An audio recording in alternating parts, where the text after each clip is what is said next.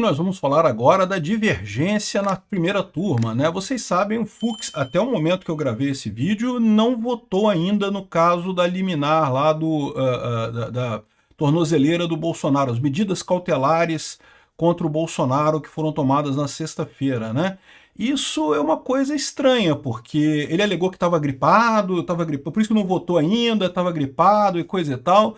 Mas a verdade é que o prazo termina hoje à meia-noite e ele não votou ainda. E eu tenho a impressão que o pessoal está ficando incomodado com isso, né? Porque se você olhar essa postagem da Daniela Lima aqui, ó, às vezes ficar de fora de uma lista de sancionados não é motivo de alívio, mas de vergonha.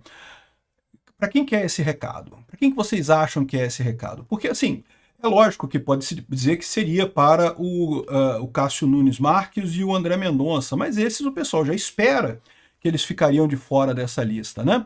A minha visão é que é para o Fux, ou seja, há uma discrepância grande aí entre o Fux e o Alexandre de Moraes. O Alexandre de Moraes, em última análise, quer que o Fux vote nesse negócio, confirme a turma para todo mundo, votação unânime, todo mundo concordou com aquele absurdo jurídico que foram as cautelares contra o Bolsonaro, né? E o Fux deve estar pensando assim, caramba, um voto que não vai fazer diferença, porque já tem 4-0 mesmo, já vai, né, já aconteceu a coisa toda, já botaram a decisão com o Bolsonaro e coisa e tal. O que ele vai fazer? O que vocês acham que ele vai fazer? Ele pode votar junto com a turma, beleza, não quer dizer necessariamente que ele vai ser sancionado imediatamente, mas aumenta muito a chance dele ser sancionado. Ele pode votar contrário ao Alexandre de Moraes, o Alexandre de Moraes vai ficar muito chateado com ele com isso, mas não vai mudar nada, né? Ou ele pode nem votar. Agora, tem uma outra coisa que ele pode fazer, que é ele sugerir jogar isso para o plenário. Isso seria uma bomba nuclear na primeira turma. Vamos entender esse caso aqui. Essa notícia foi sugerida por Peter de Olho no pacotão lindo do Trump, Desculpa Trump se espirrar saúde e várias outras pessoas. Obrigado aí ao pessoal que sugeriu notícias lá no nosso site, no visãolibertaria.com, e obrigado a você que está assistindo o nosso vídeo. Se você gosta do nosso conteúdo, por favor, deixa o seu like, se inscreva aqui no canal, né? Então tá aqui, né? Até o momento que eu estou gravando esse vídeo, não temos o voto do Fux ainda, né? No dia 19, no sábado, aqui, o Estado de Minas noticiou aqui, ó, Bolsonaro de tornozeleira. Por que Fux ainda não votou sobre as cautelares? Todo mundo já tinha votado. Os outros 4 ministros já tinham votado. Alexandre de Moraes, é óbvio, ninguém esperava outra coisa. O Zanin e o Dino imediatamente em seguida votaram também, porque é lógico, são esquerdistas, são petistas, né? A ministra Carmen Lúcia demorou algumas horas, mas acabou indo lá e votando também, seguindo o relator. O Fux, até esse momento, estamos na segunda-feira, dia 21, o prazo termina hoje às 23h59, então hoje até o último minuto do dia é o prazo para o Fux votar. Isso é uma votação no chamado plenário virtual, né? Então aqui no dia 19 estavam falando aqui, ó, o ministro está gripado, pô, é por isso que ele não votou ainda, ele está gripado. Ele vai votar até segunda-feira, segundo está dizendo aqui, né? Os ministros da primeira turma já formaram maioria para chancelar a decisão do Moraes. 3 deles, Flávio Dino, Cristiano Zanin e Carmen Lúcia, seguiram o relator. Mas ainda há expectativa sobre a manifestação do Fux, o último a votar. O julgamento segue no plenário até segunda-feira, né? De acordo com o regimento da corte, os ministros não são obrigados a formalizar o seu voto. Eles podem ficar como ausente, não votou naquilo ali, né? Ausente na votação. Nesse caso, como já tem 4 votos a favor das cautelares, né, então seria válida a cautelar de qualquer forma.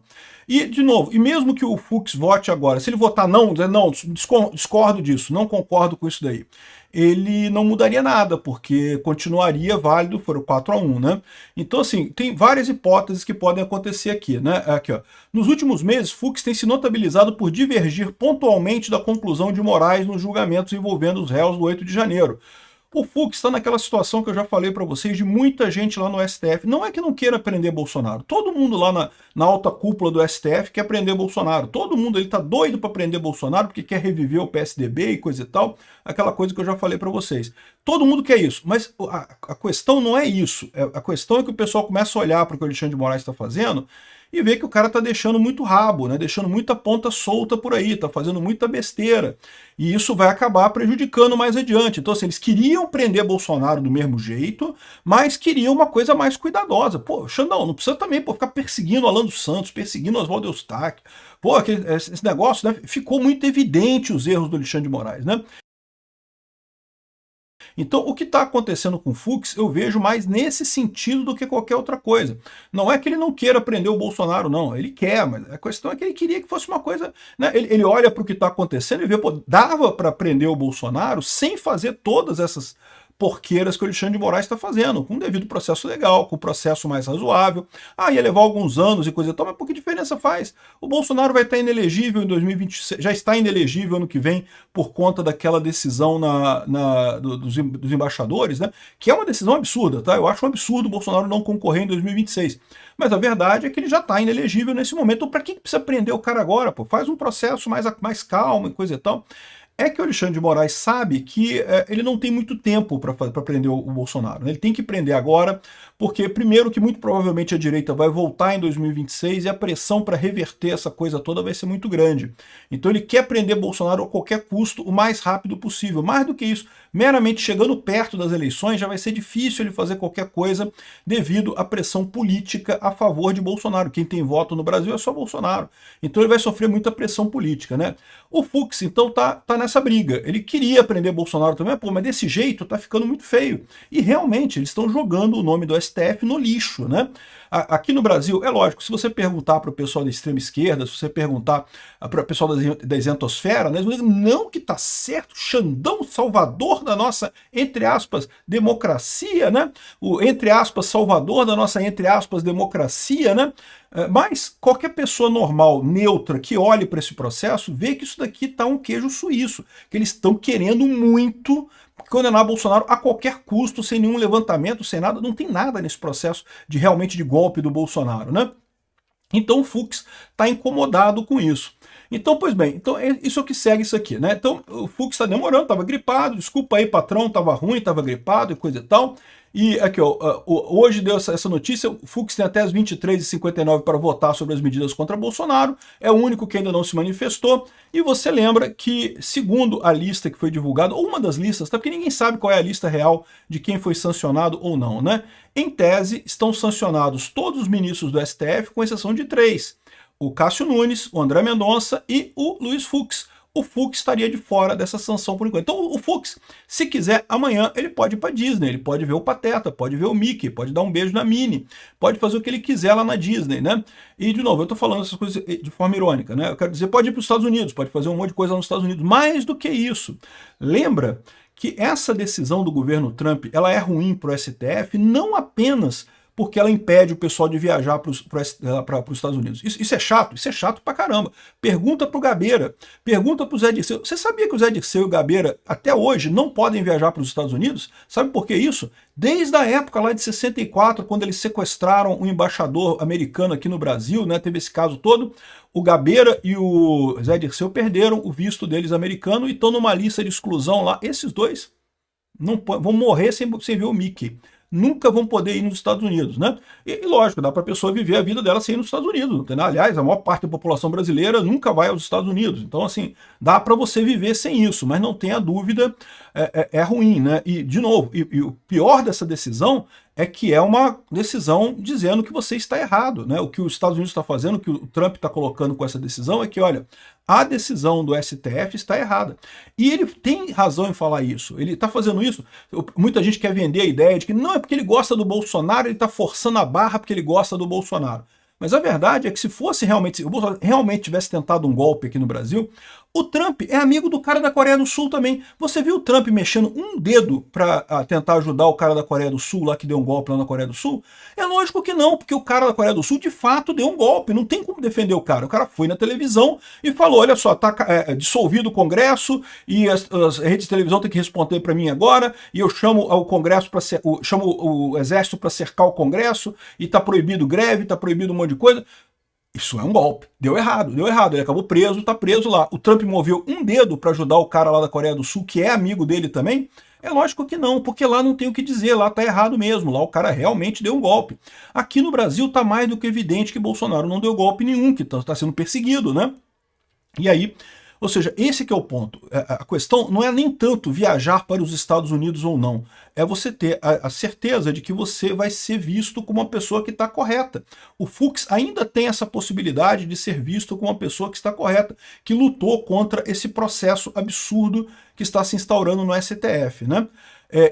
Mais do que isso, a gente está falando por enquanto do visto, mas já se sabe que há discussão sobre lei Magnitsky. Lei Magnitsky é pesado, tá? É uma coisa muito dolorosa para quem participa disso daí. E mais uma vez, agora é a hora da decisão do Fux. O Fux tem até a meia-noite de hoje para decidir o que ele vai fazer. O que ele vai fazer? Não sei, mas parece que o Alexandre de Moraes não está gostando. Lembra? Quem fala com a Daniela Lima é o Alexandre de Moraes e o Gilmar Mendes. Sempre que a Daniela Lima fala com um negócio assim, um ministro da corte me falou, não sei o que lá. Alexandre de Moraes e Gilmar Mendes, né? Às vezes eu acho que o Barroso também fala com ela, mas é um desses dois principalmente. É a galera do PSDB. É a galera PSDB, da isentosfera que fala com ela, né? Aí ela botou essa postagem aqui, ó. Às vezes, ficar de fora de uma lista de sancionados não é motivo de alívio, mas de vergonha. A nossa Constituição é sábia, deu vitaliciedade a alguns detentores de seus cargos para que suportassem o peso de não sustentar ossos, mas instituições. Um país que se julgue sério é obrigado a defender as suas. Elas não ocupam elas são maiores que os homens que temporariamente as ocupam. Volto de férias e me solidarizo com aqueles que respeitam o Brasil. Então, supostamente, foi a Daniela Lima que falou isso daqui. Mas está mais do que óbvio que isso daqui foi recado do Alexandre de Moraes para o Fux, né? Ou seja, de novo, pode ter sido um recado para o Cássio Nunes e para o André Mendonça? Não, porque eles já sabem dos dois. Os dois estão ali no STF, mas enquanto eles são minoria, né? O pessoal deixa eles quietos ali, né? Em algum momento vai ser mais complicada a coisa. Quando tiver a maioria da direita, a coisa vai mudar. Mas por enquanto eles são minoria, o pessoal não se preocupa com ele. A questão é o Fux. E aí o Fux pode ser um problema. Por quê? Porque o Fux pode fazer 3 coisas nessa história. Aliás, 4 coisas nessa história. Ele pode, primeira coisa, ele pode simplesmente não votar. Pode chegar da meia-noite ele não votar. Talvez essa seja a melhor coisa se ele realmente não quer se comprometer, porque dessa forma ele não se compromete nem com o Alexandre de Moraes e nem com os Estados Unidos. Ele fala que, pô, foi mal, estava gripado, sabe como é que é? Pô, já teve tão gripado que tu não consegue no computador e apertar uma tecla assim, dizendo sim ou não, né? Porque basicamente esse voto, aliás, porque ele nem precisa fazer isso, né? É só ligar para o assessor dele, ô fulano, assessor, vota aí para mim aí no plenário lá, né? É assim que esse pessoal faz. Esse pessoal não senta no computador igual gente normal e digita as coisas, não. Eles mandam os assessores fazer, né? Mas enfim. Mas ele dá desculpa. Não, tava gripado, pô, foi mal pra caramba, tava espirrando o tempo todo, aí, porra, não votei. O que acontece com isso? Não muda nada, mas ele se preserva nessa história. Isso, ele deixa o Alexandre de Moraes chateado, mas se preserva nessa história. Outra possibilidade, ele pode votar não. Ele pode votar e dizer, olha só, discordo desse voto, acho que está errado, não gostei disso daqui, acho que está injusto, que não é cabível e não sei o que lá. Isso vai irritar ainda mais o Alexandre de Moraes e vai ganhar pontos com os Estados Unidos. Ele vai ganhar ponto com os Estados Unidos, vai começar a se apresentar para o mundo como o defensor, o cara que não está contra Bolsonaro nessa história. E isso, olha só, isso estrategicamente pode ser uma coisa boa até para o STF, tá? Por que eu digo isso? Porque no final das contas tira um pouco a ideia de que o STF está perseguindo o Bolsonaro absolutamente. Olha só, tem até um juiz que decide as coisas lá, que dá voto contrário, não sei o que lá, né? Só que isso para o Alexandre de Moraes é muito ruim, porque, lembra, o Alexandre de Moraes está preocupado principalmente com o público interno, não com o público externo. Isso melhora a imagem do STF lá para o público externo, porque mostra um tribunal com indícios de ser um tribunal de verdade, em que há discordância e coisa e tal. Mas aqui no Brasil, o Alexandre de Moraes quer unanimidade, é por isso que está na primeira turma, porque ele quer que todo mundo condene o Bolsonaro nesse negócio, né? Então, isso é uma outra possibilidade. Tem uma terceira possibilidade, que é ele votar sim, ele acompanhar o relator. Ele pode também votar contra o Bolsonaro. Aí é aquele que acontece, ele vai ganhar o apoio do Alexandre de Moraes, vai ganhar o apoio da corte, mas talvez nunca mais possa ver o Mickey, nunca mais possa ver a Minnie, vai ser jogado junto com todo o resto do STF nesse mesmo sopão que está rodando aí, né? É exatamente, o Alexandre de Moraes quer isso, ele quer que vote e vote de acordo com eles. Tem que votar junto com todo mundo. Você prometeu me ajudar, o Fux. Se você não votar, vai ficar feio, né? Agora, existe uma outra possibilidade, uma quarta possibilidade, que eu acho menos provável, mas que eu adoraria que acontecesse, que é o Fux não apenas divergir, como pedir para subir isso para o plenário. De novo, isso é algo que, assim, ele pode fazer, ele pode pedir para subir para o plenário. Dizer que esse caso é um caso que requer detalhes, que não está muito bem resolvido, que é preciso que toda a corte dê a opinião sobre isso, e o Alexandre de Moraes certamente não iria gostar desse tipo de coisa. Isso seria muito pior nesse caso. Primeiro, seria pior para o Alexandre de Moraes, que ficaria desmoralizado nesse caso.